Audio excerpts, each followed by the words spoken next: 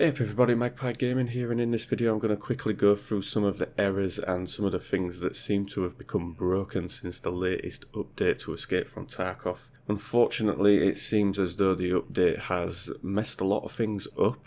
Now, I installed the update on Friday, didn't play on Friday though, but I played on Saturday and straight away started to notice that when I died, the game would pause for about between 15 and 30 seconds. Now when you die, you know that your screen fades to black, and I would get stuck halfway in that fading transition and the game would just lock up. Now, some of the friends that I play with, they were saying that they were having to, alt-tab back to Windows, close the game, wouldn't be able to get back in, so they'd have to reboot the PCs completely to get back into the game. And for me, when I was dying, I basically had to wait the 15 to 30 seconds, and then eventually the game would carry on from where it had left off. What this lockup was for, I do not know. But Battlestate Games said that they were well aware of it. They put a tweet out and said that they understood there was freezing, so crashes on death. It was also happening on Extraction, and it was happening on game launch as well, which at that moment in time, Extraction on the game launch I'd not witnessed myself. But then yesterday morning when I tried to play, I couldn't get into a raid at all. It got to the awaiting server response screen and then it would just boot me back to the desktop. Tried to reconnect 20 times, nothing, just did exactly the same. So I ended up trying to reconnect again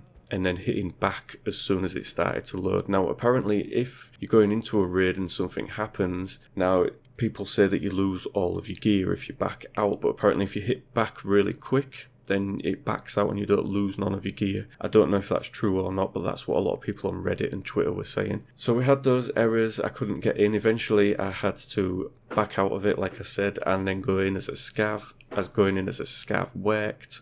And then after that I was able to go back in as a PMC. Why it changed when I'd used the scav, I do not know. But that seemed to get rid of that bug for me, for a little bit at least, and then it started again. But they patched the game yesterday. There was a small technical patch, as they say. There were no update notes for it or anything like that. But it seems to have fixed that particular bug anyway. So getting into the raids isn't a problem at the moment. But we are still left with some other problems. As far as I know, quest errors, getting a 703 and a 707 error, those are still happening for some people. The 228 move errors, these are the ones where you move something around in your stash and then 20 seconds later it tells you there was an error moving it and you've got to go back and everything that you've just done moving stuff around in your stash has been undone and you've got to do it again. I'm getting that one quite a lot as well. Another one that's a big pain is your meds unbinding from the hotbar.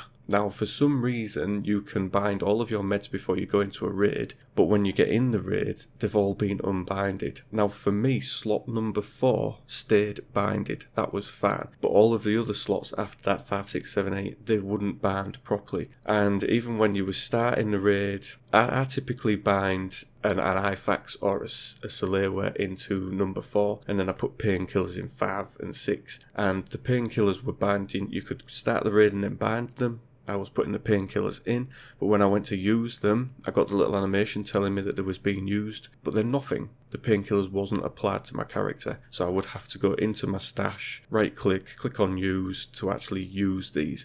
But the painkillers that I just used were gone. So hopefully they're going to fix that soon, because I went through a lot of painkillers last night and I kept forgetting, because obviously you just expect it to work. And I'd gone through quite a lot of painkillers and it just not been applied to my character. It's quite why these things have become broken with the game since the update is anybody's guess. Quite why Battlestate like to patch this frigging game on a Friday instead of doing it, say, on a Monday when they've got everybody in the office. I'm assuming that they work Monday to Friday and that it still costs more to put somebody in there on a Sunday to patch these things. I really don't understand. Why wouldn't you patch on a Monday and then you can hotfix through the week if errors come up? Why patch on a Friday and then hurriedly put a hotfix out on a Sunday? It doesn't make sense, especially when you would assume that you've got more gamers on a weekend because people have weekends off. So I kind of question the way they do that, but I'll give them credit. they broke things, they fixed some things, so hopefully the other things will get fixed very soon. As I say, this is an interim patch. It was split into two. You had 0.85. We'll be getting 0.86 at some point. The rumours are that it could be at the back end of this week. I'm not sure how true that is. I think they might try and hotfix these things out first before they try to apply another big patch. But yeah, we'll wait and see. But, you know, bonus points to them for getting it sorted. That was all well and good. Thank you for that.